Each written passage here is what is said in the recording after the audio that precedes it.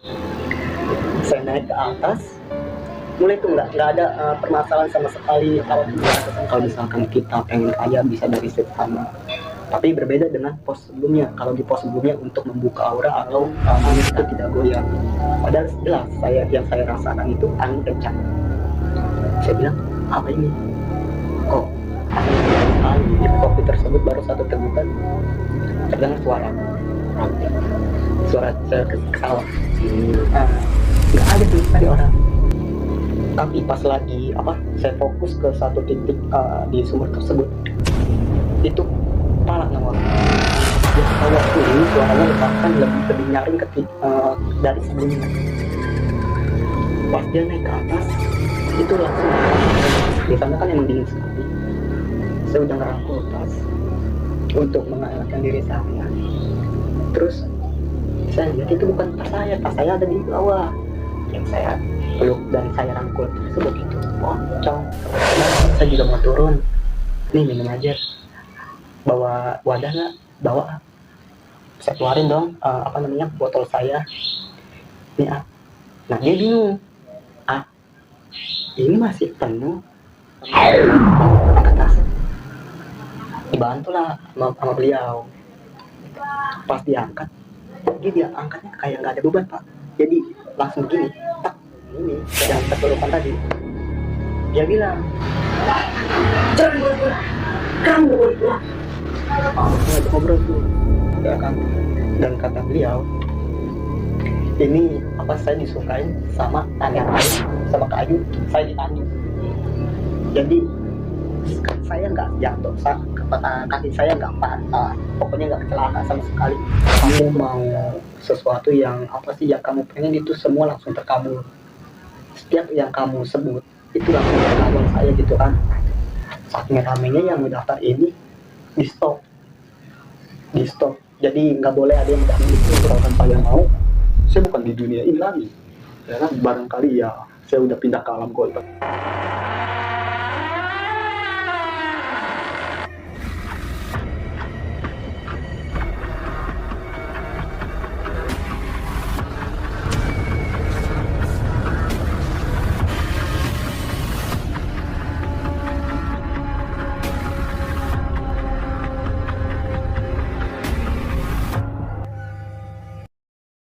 Assalamualaikum warahmatullahi wabarakatuh, teman-teman. Saat ini saya kedatangan tamu. Mungkin bagi teman-teman yang biasa nonton MT Kreator dulu, udah nggak asing lagi dengan sosok bintang tamu kita kali ini, yaitu Julhaijar ya. Julhaijar, kalau di filmnya biasa namanya Panjul. Dan Panjul ini akan menceritakan tentang hobinya beliau ini, yaitu naik gunung. Dan ini adalah cerita nyata dari beliau yang tidak bisa dilupakan sampai dengan saat ini. Jadi bagaimana ceritanya? Namun sebelumnya jangan lupa untuk like, share, subscribe Kismis TV. Kita langsung ke ceritanya.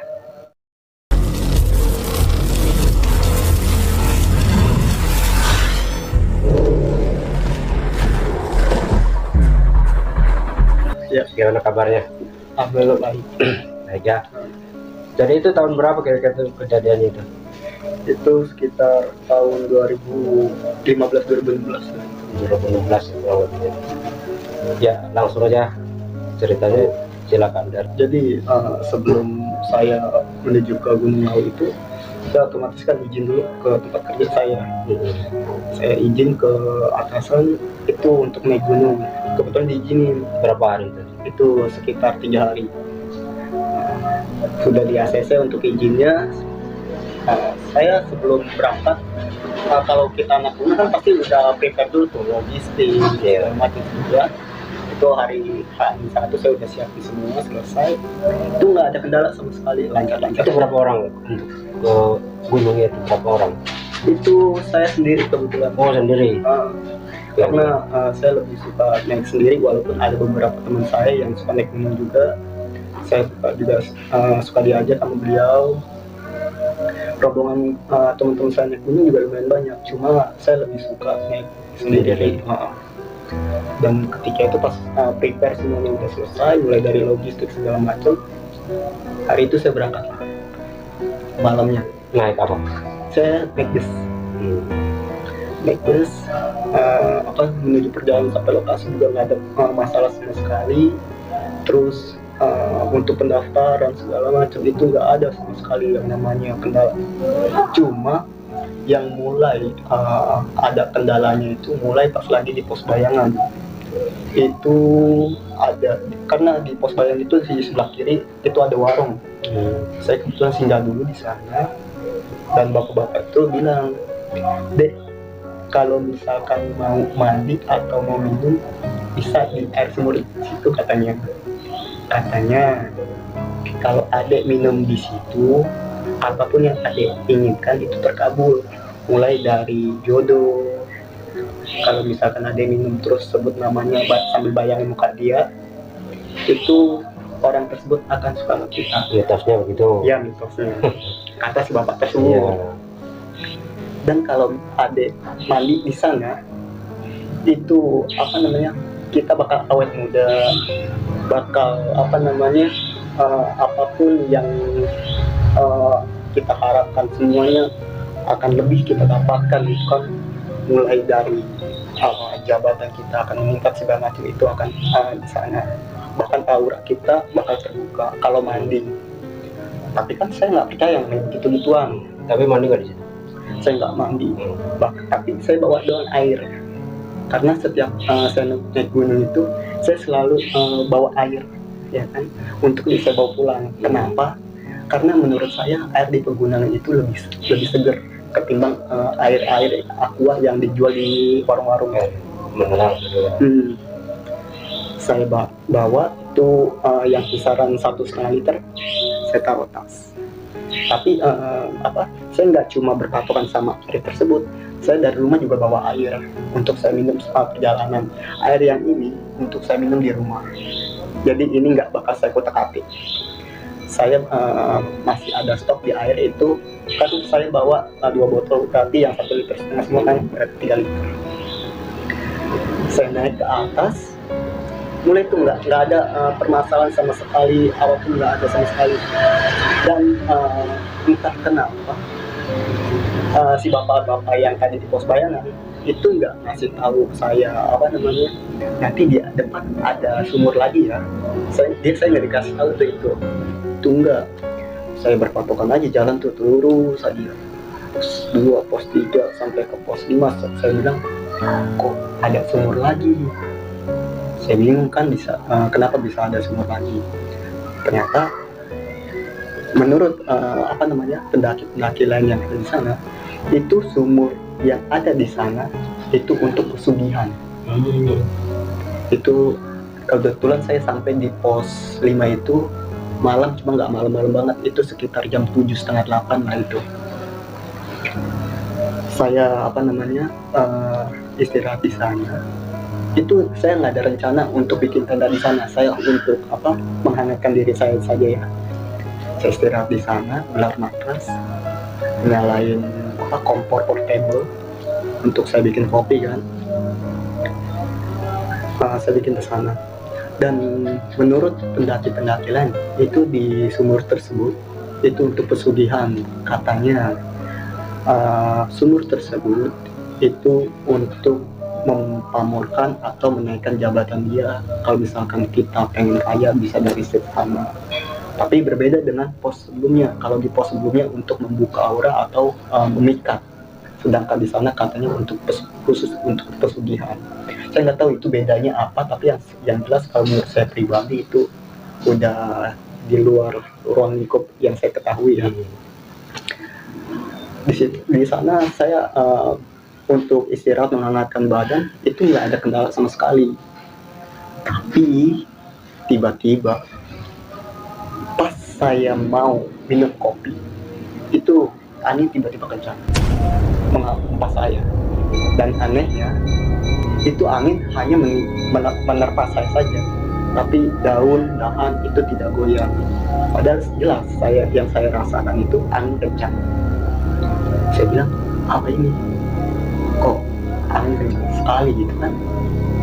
Tapi jangan ranting daun itu nggak pada goyang, karena saya selalu setiap naik gunung atau masuk ke hutan itu selalu berpikir positif, nggak mikir macam-macam. Jadi itu semua saya abaikan. Saya pikir mungkin beneran angin, tapi hanya jarak rendah gitu kan. Saya lanjut minum kopi, tapi setelah saya teguh di kopi tersebut, baru satu tegukan terdengar suara saya ketawa. Saya saya bingungnya, kenapa malam tersebut nggak ada pendaki lain yang mau naik ataupun turun. Saya juga bingung kenapa di pos tersebut hanya saya sendiri. Pas saya naik gunung di pos pendaftaran juga di sana ramai seharusnya. Tapi waktu itu sepi sekali. Itu cuma ada saya. Tapi berhubung saya emang rencananya nggak mau ngecamp di sana, nggak mau bikin tenda di sana. Saya emang cuma nyalain kompor untuk bikin kopi saja kan. Nggak ada niatan untuk bikin tenda di sana. Saya ingin bangun tenda di pos selanjutnya. Tapi pas setelah saya dengar ada suara, saya cari dong sumber suara tersebut. Saya pikir ada orang pendaki yang naik ataupun turun itu sedang ngobrol, ketawa-ketawa. Saya carilah pakai senter headlamp. Terus saya cari, orang tidak ada. Saya lanjut minum kopi. Tiba-tiba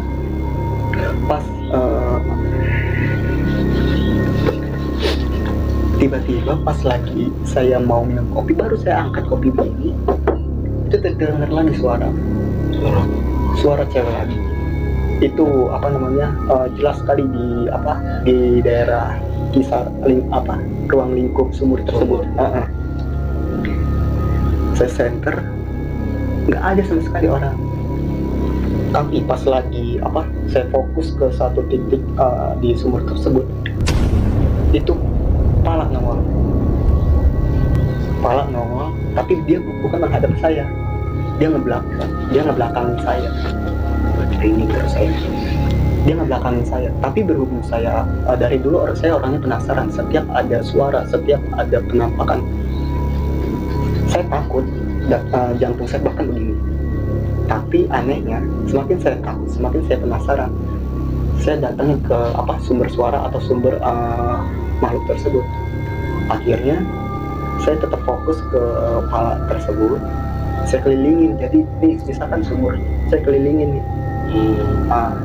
Begitu nggak nyampe di depan, saya lihat ini mata nggak ada, hidung nggak ada, cuma mulutnya aja kebentuk. Alis ada. Yang anehnya cuma matanya doang nggak ada. Alis tetap ada, kuping bahkan juga ada. Yang nggak ada itu cuma dua, ini sama ini. Dan pas lagi saya center, itu tiba-tiba naik ke atas, Pak. Iya, itu naik ke atas. Terus ada tuh suara lagi. Suara dia ketawa. Ini suaranya bahkan lebih nyaring dari sebelumnya. Pas dia naik ke atas, itu langsung masuk ke tenda saya. Dan itu suaranya itu kayak kayak barang bukan barang sih, pokoknya kayak pasti benda keras jatuh ke tenda saya. Gitu kan. Saya larilah ke tenda saya. Tas saya itu isinya kan cuma logistik. Isinya bukan cuma logistik. Pas saya masuk ke tenda, buka. Oh ya, saya kasih tahu untuk teman-teman. Tadi kan di awal cerita saya cuma bilang saya di pos 5 itu untuk menghangatkan diri saya, untuk bikin kopi. Dan kenapa tenda saya bangun itu karena untuk teman-teman yang suka naik gunung ya, khususnya di Gunung Lawu. Itu sore aja suhunya itu sudah mencapai 10 derajat. Pas malam-malam itu bisa mencapai titik 0. Jadi kenapa saya bangun tenda itu karena untuk menghangatkan diri saya, bukan untuk membangunkan tenda untuk beristirahat, bukan, tapi untuk menghangatkan diri saya ya. Jadi kita lanjut. Begitu dia masuk ke tenda saya, itu tas-tas saya harusnya rapi, nggak berantakan. Begitu saya buka tenda, itu semua makanan berantakan semua, pakai keluar gitu kan. Saya bilang, astagfirullah, apa itu ya, tanda apa ini kan. Tapi saya tetap berpikir positif, saya nggak mau mikir mana-mana itu. Saya tetap saya di sini nggak ganggu, saya di sini cuma bertamu. Saya tidak menyombongkan diri untuk menaklukkan gunung tersebut. Saya tidak ingin kejadian hal-hal yang tidak saya inginkan gitu kan. Saya rapihin itu makanan, logistik saya kembali ke tas. Niatnya saya tidak mau untuk ngecamp di sana untuk bermalam ya. Tapi berhubung saya udah ngedown, saya udah parno duluan karena kejadian tersebut, akhirnya saya istirahatlah di sana ya kan, karena udah lihat kejadian-kejadian yang menurut saya janggal sekali. Bahkan yang namanya orang bilang saya ini pemberani atau bagaimana, saya tetap takut. Saya manusia biasa. Tidurlah saya di sana bermodalkan logistik yang saya masukin ke tas untuk saya jadiin guling untuk menghangatkan badan saya kan. Saya tidur di sana, terus tiba-tiba itu perasaan saya udah mulai gak enak tuh, mulai suhu udah mulai dingin, udah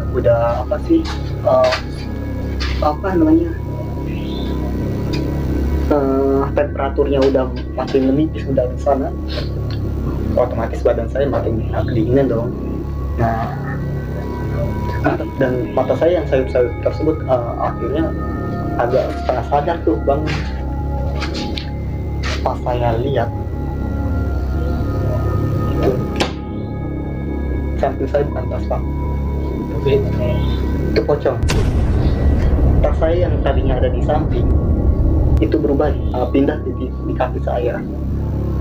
Nah, saya kan posisi begini nih, tidur begini, ngeloni bilang, jadi meluk-meluk pocong. Pas awalan saya itu pas, karena pas saya tidur itu emang pas ya kan, saya tidur begini, saya udah benar-benar tas tuh, karena di sana kan emang dingin sekali. Saya udah ngerangkul tas untuk menghangatkan diri saya. Terus saya lihat itu bukan tas saya ada di bawah, yang saya peluk dan saya rangkul tersebut itu pocong. Dia begini, saya peluk begini. Saya yang namanya kejadian kayak gitu benar-benar dekat sekali. Mungkin itu pengalaman perkataan saya meluk makhluk halus ya. Itu saya langsung balik badan begini. Udah tuh saya udah mulai baca yang saya bisa kan. Tapi yang saya baca itu tetap ayat kursi ya. Saya baca aja itu terus-terusan, dan udah tuh saya udah mulai nggak enak tuh perasaan saya. Bahkan bau-bau udah mulai, baunya kayak gimana ya, melati bukan, bau mawar bukan, bau bangke bukan, bahkan yang saya cium mungkin bau-bau. Iya, saya raba-raba pantat saya, celana saya, mungkin saya kecepirit atau bagaimana, saking takutnya ini enggak, tapi tetap bertai. Udah pas saya baca nggak ini dong, saya udah kuat, karena kan itu posisi tenda kan ketutup rapat, jendela yang di belakang di atas kepala saya juga itu saya tutup rapat, jaring-jaringnya juga saya tutup, jadi nggak ada udara sama sekali yang masuk. Aroma ada di satu ruangan tenda itu tuh, semua tuh di dalam. Saking mualnya kan, karena mungkin Bapak bisa bayangin lah kalau misalkan di dalam rumah atau di dalam kamar ada cium bau-bau bangke, atau istilahnya kan yang kasarnya. Gimana sih perasaan kita gitu? Itulah saya. Tapi ini posisi saya itu dekat sekali. Udah. saya udah nggak kuat nih, perut udah mual, pengen ngeluarin sesuatu. Akhirnya yang ada di perut saya itu keluar semua, keluar muntah. muntah. Muntah. Tapi muntahnya nggak langsung begini, saya ke samping. Main makhluk itu. Iya, itu apa makhluk itu kena. Dan apa ya, itu apa, si pocong itu tetap posisinya dia tetap begini, nggak bergerak sama sekali walaupun udah kena muntahan saya. Terus apa namanya, si pocong tadi juga nggak berkedip ataupun nggak bergerak sama sekali. Dia tetap kena, tetap kayak misalkan pasrah, udahlah gua kena muntahan itu, muntahan gitu kan, gua bau ditambahin bau gitu gara-gara dia kan, oh udah. Tapi beberapa detik kemudian dia hilang. Itu di matras saya cuma apa sih, tersisa sama apa sih, sisa-sisa muntahan saya gitu. Di situ saya udah nggak bisa tidur Pak. Saya bersihin kan yang habis itu muntahan saya tuh, kotoran saya kumpulin sampahnya, baca doa, saya tetap baca ayat kursi, tapi tetap nggak bisa tidur tuh. Saya mau rebahan lagi tapi kok ini nggak bisa tidur, mata nggak bisa apa namanya, nggak bisa merem untuk benar-benar untuk istirahat gitu kan. Yang ada dada saya tuh sesak gitu kan, kayak gimana ya, ibarat orang kayak ditindihin gitu. Nah, saya gimana ya, saya kan posisi yang tadi saya bilang tuh abis muntahin, saya kan kelihatan lagi begini. Udah nih, tangan posisi saya tangan begini nih. Ini nggak bisa bergerak, bisa cuma lemas. Kaki juga mau bergerak lemas, tapi dada saya ini sesak nih. Napas bisa, ibaratnya kayak orang kena asma lah, napas tuh susah. Jadi tuh berasa di tenda saya itu udaranya sedikit sekali, jadi saya mau napas kok kayak susah sekali, kayak pasrah di situ. Karena gimana sih Pak, yang namanya kita napas aja udah susah gitu kan. Udah tuh saya pasrah, udah saya bilang, ya Allah, kalau misalkan saya di sini mati dah, saya udah apa sih namanya, udah benar-benar pasrah gitu kan. Karena bener saya napas itu udah nggak bisa sama sekali gitu. Walaupun saya napas itu susah dan berasa udara di dalam tenda itu sedikit, tapi saya tuh bisa bertahan sampai pagi hari gitu. Walaupun saya bertahan sama yang namanya apa, cobaan dada saya, akhirnya itu terlewati lah itu sampai di pagi. Kaki saya rapiin, lanjut saya naik. Pas saya naik itu emang nggak ada kendala sama sekali.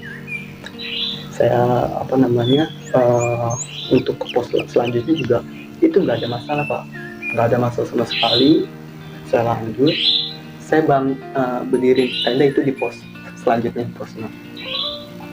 Udah gitu, pas saya mau apa namanya, mau summit, mau muncak, itu jam berapa ya, jam setengah 3 atau jam berapa gitu, saya lupa. Summit tuh mau muncak. Kalau saya summit itu tenda saya tinggal, saya cuma bawa tas kecil yang isinya cuma snack makanan sama aqua doang. Dan apa namanya, saya naik jam subuh lah, itu jam setengah 4 saya lupa. Saya naik, begitu saya nyampe di perjalanan itu nggak ada permasalahan sama sekali. Terus yang anehnya itu menjelang jam berapa ya, jam setengah 7, jam setengah 8 pagi lah itu. Saya naik istirahat, saya bikin apa namanya, bikin minuman untuk apa sih, ngisi kekeringan tenggorokan saya. Itu baru di situ ada sesuatu lagi, kayak misalkan contohnya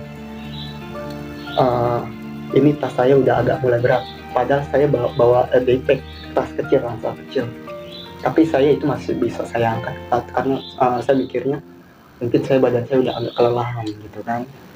Saya udah agak kelelahan. Terus apa namanya, saya juga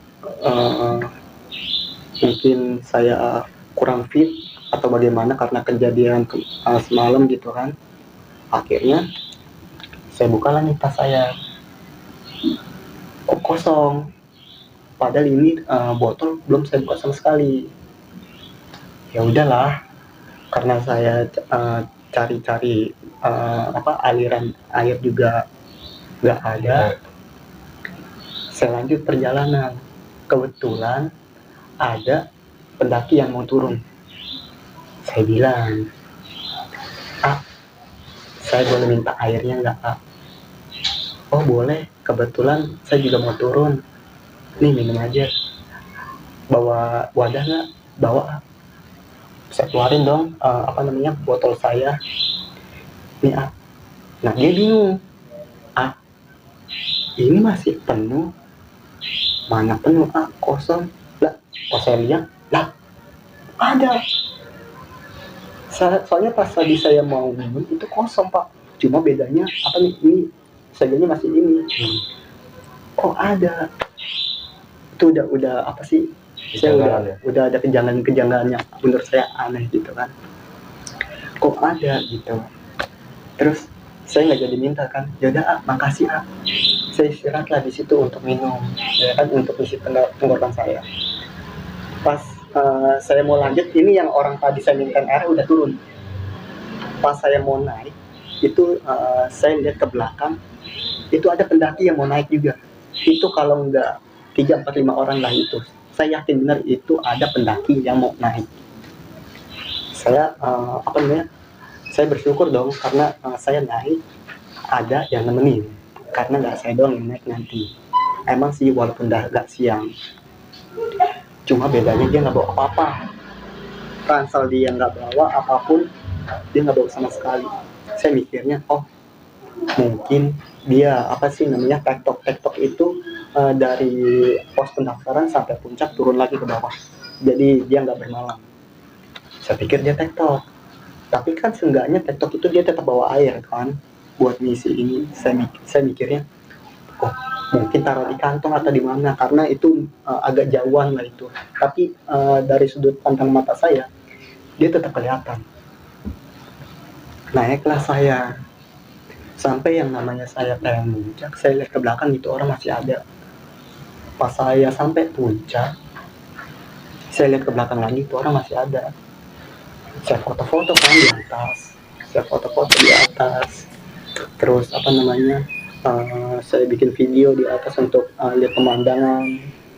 Tapi pas saya perhatiin lagi, kok ini orang nggak sampai-sampai, padahal jarak saya ke pendaki yang tadi itu nggak terlalu jauh, karena dari pandang mata saya aja dia kelihatan. Saya ngecek dong, saya balik lagi, nggak ada sama sekali. Tapi saya yakin kalau misalkan dia itu ada.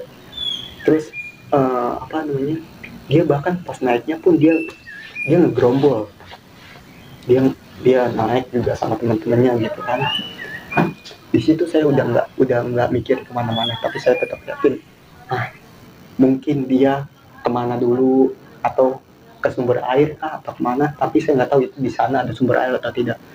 Yang jelas saya tetap berpikiran positif, saya nggak mau mikir aneh-aneh gitu kan, karena saya takutnya ya bagaimana gitu. Saya akhirnya mutusin diri untuk turun. Saya turun itu kisaran jam, habis turun kayaknya itu jam 1, jam setengah 2, itu jam 1-an lah. Saya turun sampai ke tempat saya itu, tenda. Itu nggak ada masalah sama sekali. Saya rapihin tenda, mulai dari logistik semuanya udah saya masukin tas. Di sini lagi yang ada kejanggalan. Begitu saya mau angkat tas, itu nggak bisa saya angkat sama sekali. Berat gitu. Iya, pokoknya berat, nggak bisa saya angkat. Kalau misalkan kita seberat-beratnya barang, kalau misalkan kita angkat pasti keangkat sedikit. Ini sedikit juga nggak keangkat sama sekali.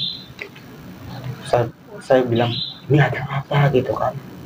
Ada yang salah sama saya kan? Apa saya bagaimana, atau saya bersikap kurang ajar terhadap sekitar atau bagaimana gitu kan? Tapi seingat saya lagi, saya tidak yang namanya menyombongkan diri. Yang pertama, saya tidak sama sekali untuk menyombongkan diri. Bahkan saya selalu berpikiran positif. Kalau misalkan saya tidak mengganggu makhluk yang ada di sini, gitu ya. Saya berusaha untuk angkat itu tas. Saking lamanya, saya hampir nyerah waktu itu di sana. Kebetulan ada lagi nih pendaki yang mau naik. Itu 3 orang yang mau muncak. Saya bilang, Pak, boleh minta bantuannya nggak? Kenapa? Tolong angkatin tas saya dong. Tas? Iya, mungkin saya lelah atau gimana, fisik saya kurang gitu kan. Saya ngangkat tas gak kuat, tolong bantu saya bawa angkat tas. Dibantulah sama beliau. Pas diangkat, dia angkatnya kayak nggak ada beban, Pak. Jadi langsung begini, tak. Saya mikirnya aneh dong. Saya aja ngangkat sampai ngeden sampai ngeden nggak keangkat, tapi dia cuma sekali tarikan napas langsung keangkat. Saya bilang, coba tunggu bentar. Kenapa? Taruh lagi ke bawah, taruh lagi dong sama dia. Pas saya angkat itu berat, sama kayak tadi, bahkan nggak keangkat sama sekali. Yang saya minta tukeran tas ini sepertinya dia orang bisa. Pas saya mau mau balik, itu kan tas nggak bisa saya angkat. Itu dibaca doa sama dia tuh yang mau tukeran tas sama saya. Pas sudah dia doain, bilang tas sudah bisa saya angkat. Ya udah, saya bilang dong, makasih iya. Saya salaman ya kan, mau jalan nih saya nih, kaki saya nih nggak bisa keangkat sama sekali. Jadi saya mau jalan, ini nggak bisa saya angkat sama sekali. Bahkan saya mau begini aja nih nggak bisa, mau begini nggak bisa. Udah, kaki saya didoain lagi, ini bisa jalan. Terus saya bilang, coba saya bawa tas bisa nggak? Kenapa Bang? Coba aja, saya mau tes. Taruhlah tasnya, saya angkat, bisa nggak ada beban sama sekali. Bahkan tasnya itu lebih berat dari tas saya sebelum saya bawa dari pos pendaftaran tadi. Dia bahkan bawanya lebih berat kalau menurut saya. Tapi anehnya dia itu yang saya rasain sama dia yang ngerasain ketika angkat tas saya itu beda sekali. Kalau dia ngangkat tas saya itu tidak ngerasain beban sama sekali. Kalau saya sampai setengah mati mungkin, kayak ngangkat batu atau baja besi.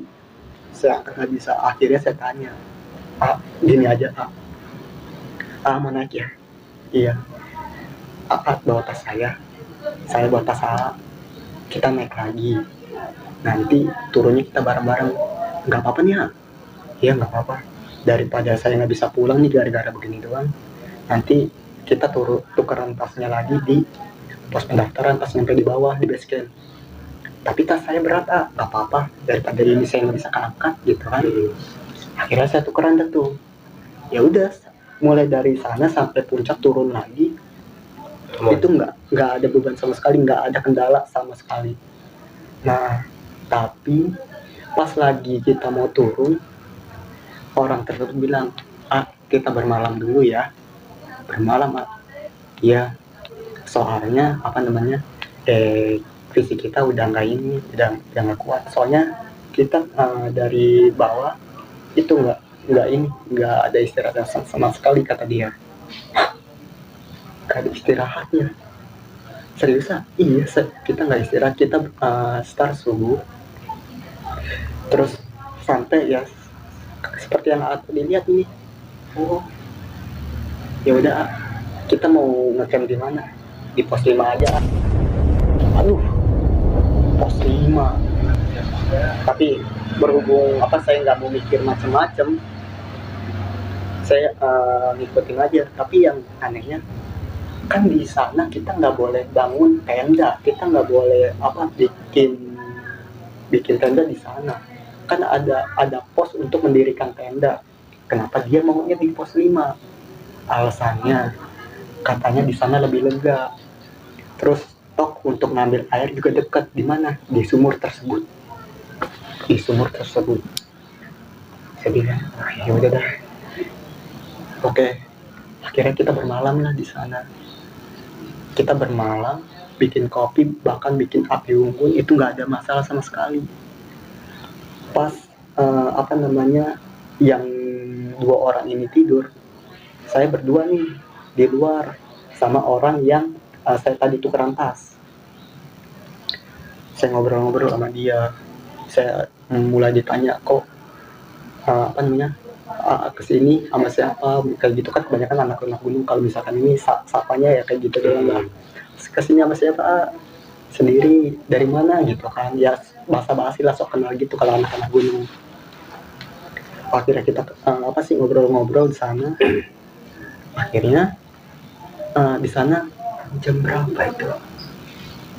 Hampir tengah malam, cuma belum tengah malam lah, itu jam 10, jam setengah 10-an kalau nggak salah itu. Karena saya waktu itu sempat lihat HP, itu kisaran jam 10, setengah 10-an.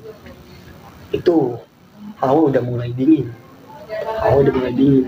Bahkan api unggun pun itu udah mulai akan habis itu. Terus muncul lagi kejadian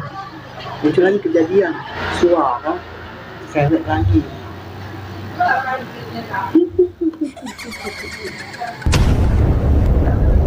Itu bedanya, itu suara itu jelas dan kita berdua mendengar.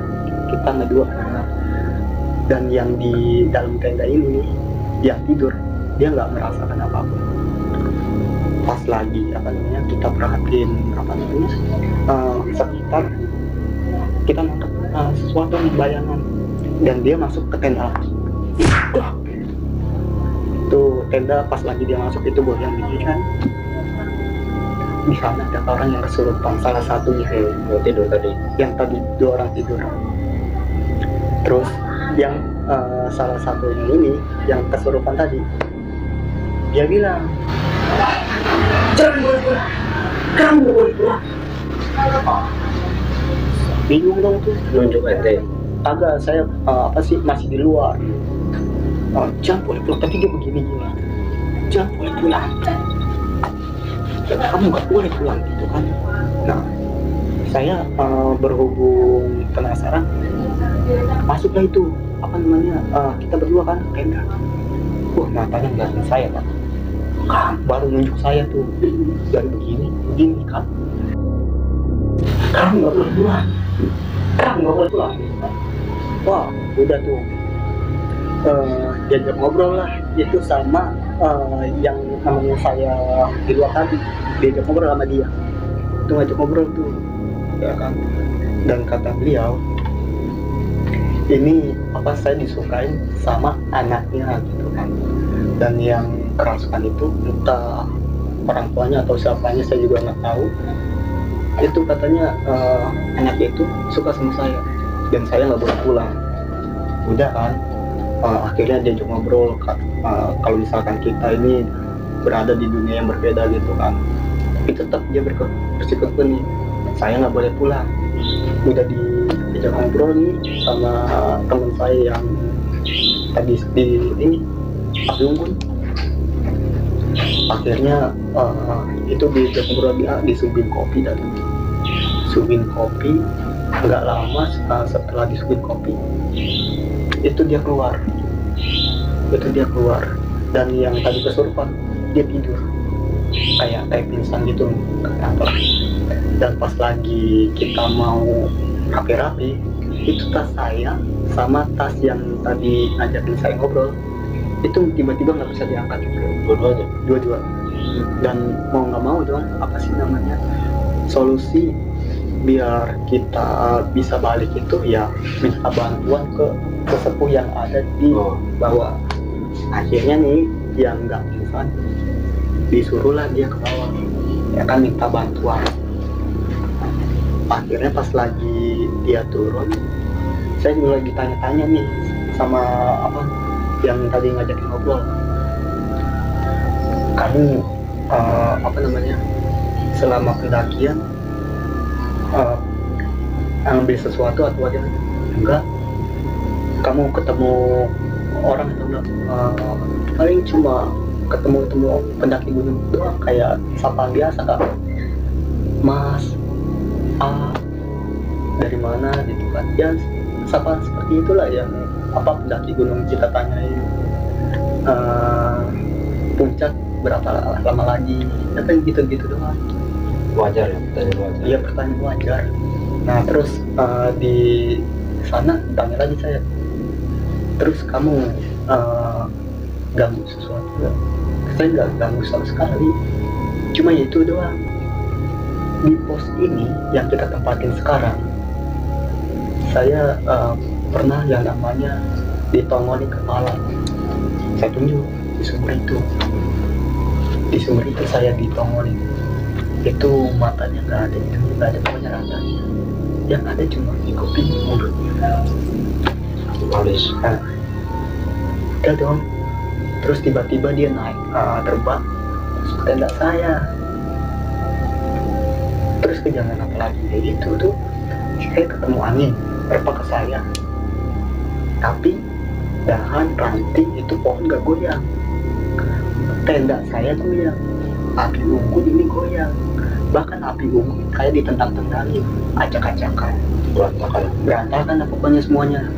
Terus tenda saya juga goyang. Nah pas lagi apa namanya, saya juga ngalamin yang namanya itu sosok yang tadi kepala tadi itu terbang masuk ke tenda. Itu tas saya acak-acakan kan, saya tidur di sana juga, yang tadi saya pelukin tas tiba-tiba ada pocong. Terus dia bilang, terus apa lagi ya udah sih, karena habis itu pocong apa sih ada di sebelah saya, itu tas ada di bawah, yang tadinya tas yang saya peluk jadi pocong yang saya peluk. Dan aromanya itu bukan kayak aroma sangat bangkit atau segala macam, bukan, bau melati juga bukan, aromanya nggak sedap sekali. Bahkan saking mualnya perut saya, itu saya muntah itu pocong. Pas dia hilang, dia langsung ini tuh apa namanya, kayak berasa nindin saya karena saya mau nafas susah. Terus aroma di tenda tuh jadi apa sih, udaranya tuh jadi makin pengap. Gimana sih kalau misalkan di ruangan yang terkecil, iya kedap, itu apa kita nggak bisa napas tuh ya kayak begitu. Terus saya bertahan terus sampai yang namanya pagi. Singkat cerita, ini yang tadi disuruh turun, naiklah dia bersama 2 rombongan ya kan. Saya ditanya kejadian apa ya, saya ceritain lah itu apa namanya, kejadian apa yang saya alami mulai dari apa saya naik sendiri sampai tersebut kan. Udah akhirnya pas saya apa namanya mau turun itu kan udah disiap packing semua tuh semuanya, sama kayak tadi, tas nggak bisa diangkat itu segala macam, kaki saya juga udah nggak bisa bergerak sama sekali. Akhirnya mau nggak mau itu 2 orang dia ngakalin tuh pakai kain sama kayu, saya ditandu. Jadi saya nggak jatuh, kaki saya nggak patah, pokoknya nggak kecelakaan sama sekali, sakit pun enggak, cuma saya nggak bisa jalan sama sekali, nggak bisa gerak nih, mau saya ditandu. Orang-orang sekitar pendakian lain bilang, kenapa itu, apa kok nggak apa-apa ditandu, biasanya orang ditandu itu orang yang kecelakaan, orang yang jatuh patah kaki itu segala macam gitu kan, kok ditandu. Kalau misalkan ini mah tinggal di papa aja kan sadar dianya, kecuali nggak sadar nggak apa-apa. Jawabannya itu nggak apa-apa gitu kan. Udah akhirnya tuh orang bener samar-samar sih, kenapa nggak di papa aja sih, begitu mah ribet kan, turun gunung masalahnya, kalau misalkan saya jatuh gimana gitu kan. Nah gitu, tapi kita tetap jalan apa namanya ke bawah. Dan kan perjalanan ke bawah itu harusnya sebentar pak, ini enggak, kita perjalanan dulu lebih dari 5 jam, 2 kali lipatnya mungkin. Jadi apa namanya, yang harusnya kita sampai itu sore, Itu malam kita sampai, entah kenapa itu, entah disasarin atau jalannya dipanjangin atau bagaimana, saya nggak tahu gitu. Tapi yang jelas sampai di base camp itu malam. Saya udah apa namanya, berhubung saya udah nggak ada makanan sama sekali, udah tuh yang saya perhatiin cuma air doang. Itu air tetap masih ada, dan apa sih, air yang tadi saya lihat masih ada 1,5 botol, itu juga sih masih ada, cuma logistiknya doang itu habis. Karena apa yang saya alami emang bener-bener susah untuk saya minum gitu kan. Yang saya sampai di pos malam, di base camp, saya ditanyain kejadian kayak begini, ya saya ceritain kan pengalaman saya selama saya di atas. Oh begitu, ya udah dipanggil lah sesepuh yang ada di desa setempat nih. Saya dibaca-bacain, dimandiin, dan mandi ini juga bukan pakai air, itu dimandiin pakai asap. Jadi apa, asapnya cuma diginiin doang nih, di apa sih, di bawah tempat tidur saya diginiin. Habis itu udah apa sih, kepala saya kayak diapain gitu, pokoknya begini-gini lah. Udah tuh saya disuruh istirahat, katanya suruh bermalam dulu di sana. Lah, bermalam, saya izinnya gimana nih, masalahnya izin cuma 3 hari. Tapi mau nggak mau kan, biar apa sih ini hilang, nggak ada kendala, mau nggak mau saya bermalam lagi. Pas saya mau istirahat sambil apa sih, ngobrol-ngobrol di luar ruang pendaftaran buat tempat apa sih istirahat orang-orang pendaki, ada satu orang yang kesurupan. Cewek cowok? Cewek itu. Nah dia bilang juga ucapannya sama, kamu nggak boleh pulang, kamu nggak boleh pulang. Akhirnya tuh si apa namanya, yang ngejaga pos tersebut datangilah itu bersama sesepuh yang tadi diomongin. Dan ternyata si sepuh ini ngomong nih ke saya, katanya perawakan saya, sifat saya itu dulunya menjanjikan kalau anaknya tersebut saya akan mengabulin apapun yang dia inginin gitu kan. Terus saya juga bakal nyenengin dia, bahagian dia. Tapi nggak kesampaian, entah kesampaiannya itu karena apa saya kurang jelas.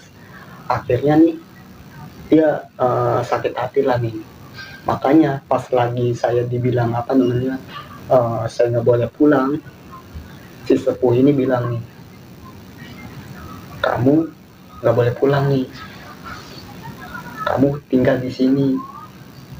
Tapi nanti kalau kamu tinggal di sini, apapun yang kamu mau itu bakal tercapai, terkabul. Kamu mau kekayaan, kamu mau sesuatu yang apa sih yang kamu pengen, itu semua langsung terkabul. Setiap yang kamu sebut itu langsung terkabul katanya. Tapi kan menurut keyakinan saya, walaupun saya sebanyak apapun dosa saya, kalau udah begitu kan jatuhnya musyrik. Saya tetap tolak tuh waktu itu tuh. Apa kalau bisa sih mendingan dia jauhin aja, karena biar bagaimanapun ini jatuhnya musyrik, dan itu dosa paling berat kalau menurut saya gitu kan. Oh gitu, ya udah, nanti kita apa namanya, kita adain ritual lagi gitu kan. Ya udah, kita ngadain ritual lagi tuh.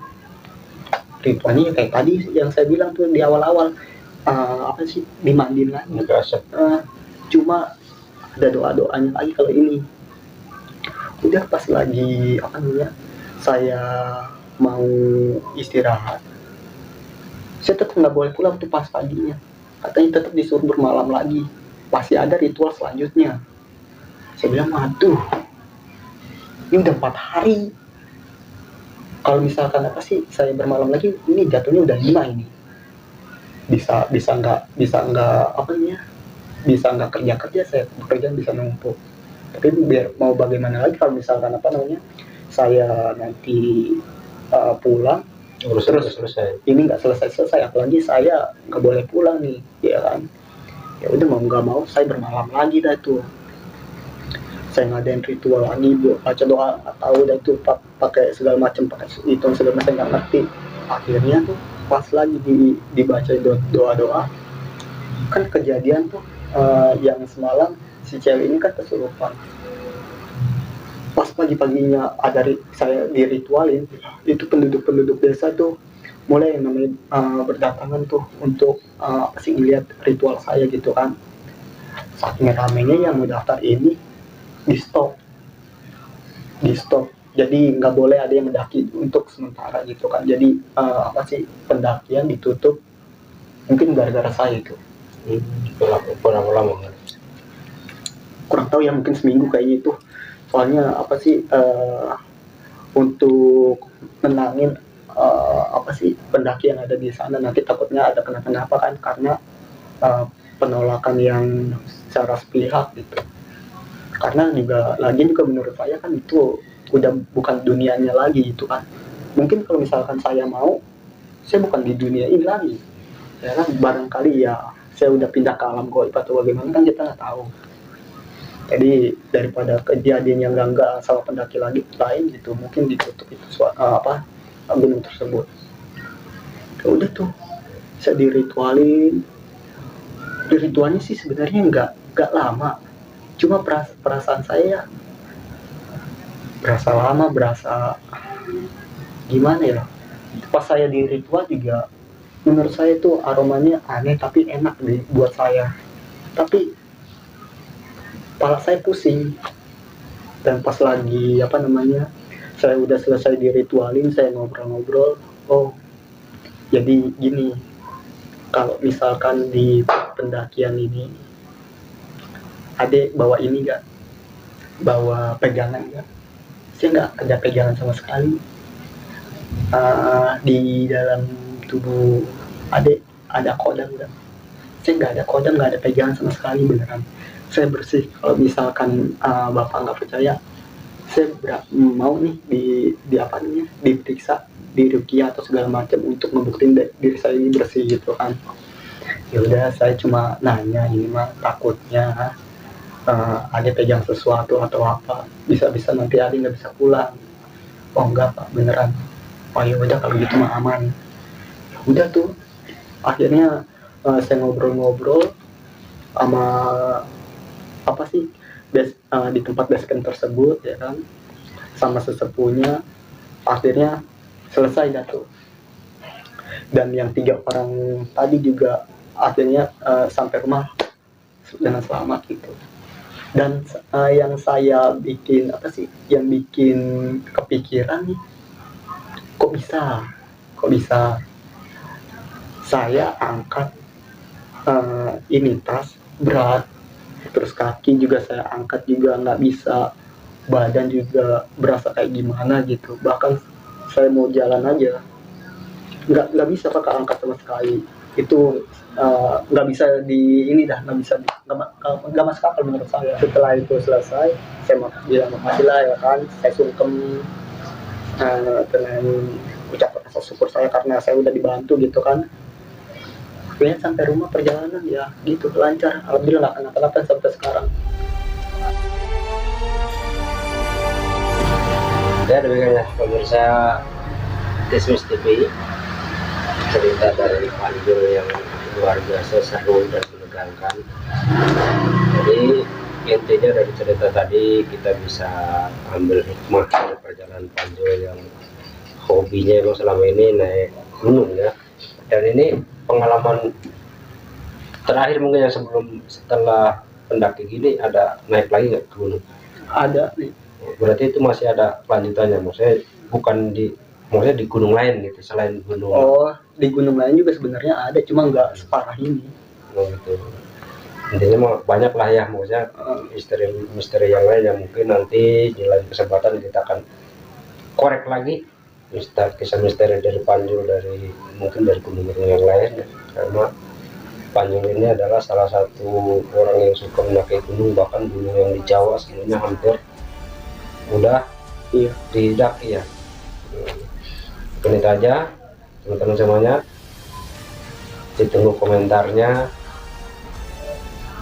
jangan lupa untuk like, share, dan subscribe Ismis TV.